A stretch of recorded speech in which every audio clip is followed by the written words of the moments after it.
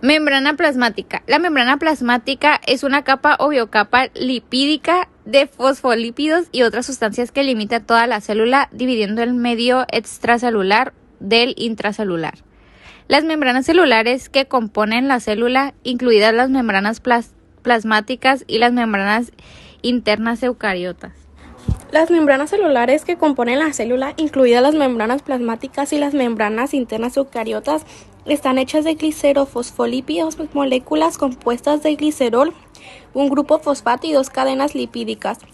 El glicerol es una molécula de 3 carbonos que funciona como el eje central de esta membrana.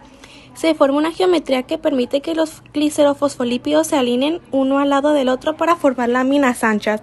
Los glicerofosfolípidos son, con mucho, los lípidos más abundantes en las membranas celulares y, como todos los lípidos, son insolubles en agua, pero su geometría única hace que se agreguen en capas sin ningún aporte de energía.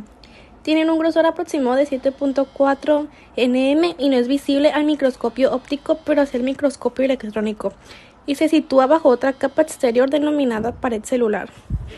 Tiene un grosor aproximado de 7,4 angstrom y no es visible al microscopio óptico, pero sí al microscopio electrónico y se sitúa bajo otra capa exterior denominada pared celular.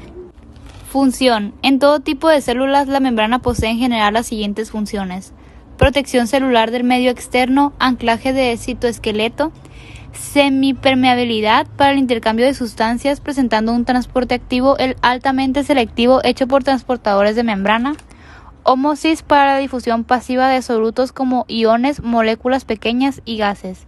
Otras funciones de acuerdo con el tipo de organismos. Las proteínas de reconocimiento son glucoproteínas que sirven como etiquetas de identificación. Las células de cada individuo llevan glucoproteínas únicas que las identifican como yo. Las células del sistema inmunitario ignoran al yo y atacan a las células invasoras, como las bacterias, que tienen diferentes células de reconocimiento en la membrana. Las proteínas de reconocimiento de la superficie de los glóbulos rojos llevan distintos grupos de carbohidratos y determinan si la sangre es tipo O, A, B o AB. Las transfusiones, así como los órganos trasplantados, deben tener glucoproteínas que concuerden con las del receptor para reducir al mínimo los ataques del sistema inmunitario. Un grupo variado de proteínas de unión ancla las membranas celulares de diversas maneras. Algunas se extienden por la membrana plástica y sostienen el citoesqueleto dentro de la célula, con la matriz extracelular fuera, de modo que la célula conserve su lugar en un tejido. Algunas proteínas de unión mantienen la forma de las células al enlazar la membrana plástica al citoesqueleto, y otras adhieren a la célula y la mueven por las superficies. Otras proteínas de unión establecen conexiones entre células contiguas.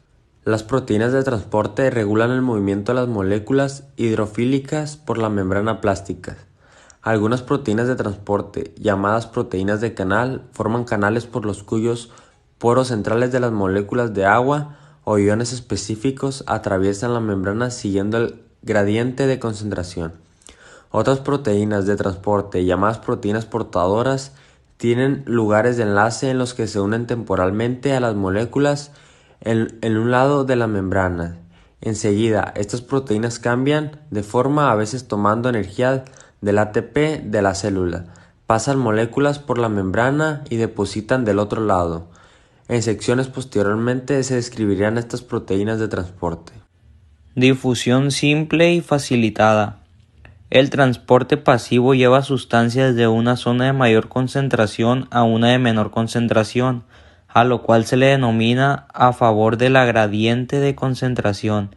Se trata de un proceso en el que no hay gasto de energía.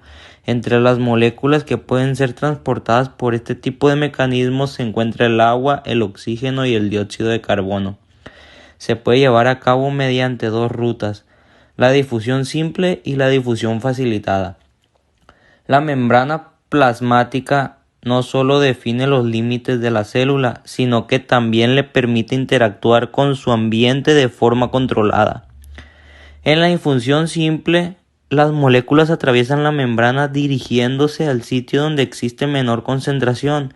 Esto es gracias a que son de tamaño pequeño y además tienen la misma propiedad de la membrana, es decir, son apolares, no les gusta el agua.